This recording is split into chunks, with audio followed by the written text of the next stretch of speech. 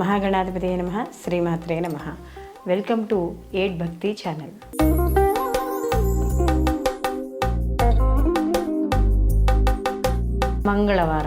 మంగళవారానికి అధిపతి కుజుడు.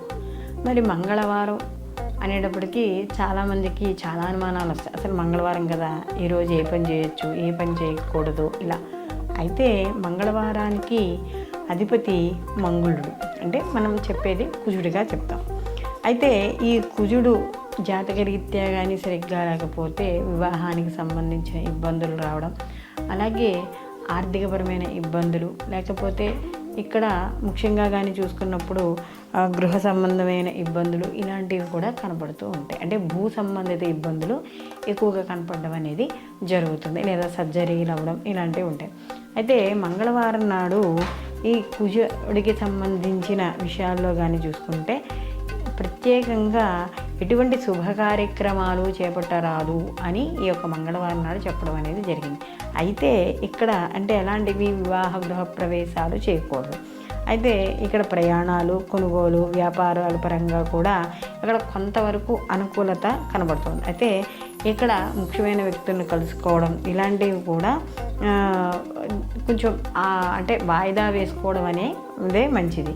ఎందుకు అంటే కారణము, ఇప్పుడు ఒక వ్యక్తిని కలిసినప్పుడు 10 మందితో మనం ఏదైనా ఒక సమావేశం ఏర్పరచుకున్నప్పుడు ఆ కుజ ప్రభావం కానీ మన మీద వ్యతిరేకంగా ఉందనుకోండి, ఏవో ఒక రకమైన మాటలు వస్తాయి, అనవసరంగా చిలవల బలవలయ్యి గొడవలు అయ్యే అవకాశం, అండ్ ఉధృతి ఎక్కువగా ఉంది. కుజుడు కొంచెం ఉక్రోషానికి, కొద్దిగా అగ్రెసివ్నెస్కి కారకుడు కాబట్టి అలాంటి విషయాల్లో కొంచెం జాగ్రత్తగా ఉండాలి. కాబట్టి అదేదో దాని తర్వాత ఎప్పుడో జరిగే నష్టం కన్నా ముందుగానే వాయిదా వేసుకోవడం అనేది ముఖ్యం.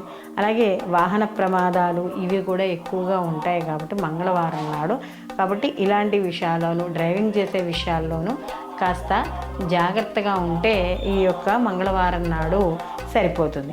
అలాగే మరి మామూలుగా ఈ జాతక రీత్యా కానీ ఎవరైనా ఈ కుజుడు ప్రభావం ఎక్కువగా ఉంది, మరి మా పిల్లలు ఎందులో జాయిన్ అవ్వాలి, ఇలాంటివి కానీ చూసుకుంటే వీళ్ళు మార్షల్ ఆర్ట్స్ ఇలాంటివి నేర్చుకుంటారు కదా, కరాటే, ఇలాంటి వాటిల్లో జాయిన్ అవ్వడం ద్వారా కొంత వీళ్ళకి అవకాశాలు ఎక్కువగా ఉంటాయి.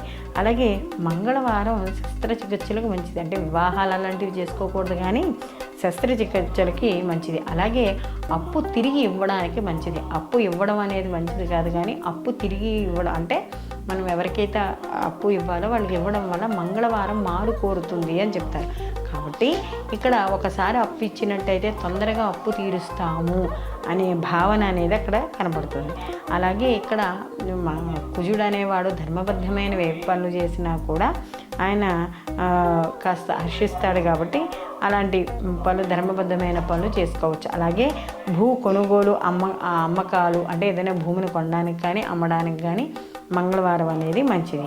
అలాగే ముఖ్యంగా ఈ మంగళవారం నాడు మిరప, అల్లం, ఉల్లి, వెల్లుల్లి, పొగాకు, కందిపప్పు ఇలాంటివి ఏవైనా పంటలు వేయడానికి కూడా మంచిది. అలాగే ఉత్తర దిక్కు ప్రయాణం ఏదైతే ఉందో అది మంచిది కాదు అని చెప్తాం.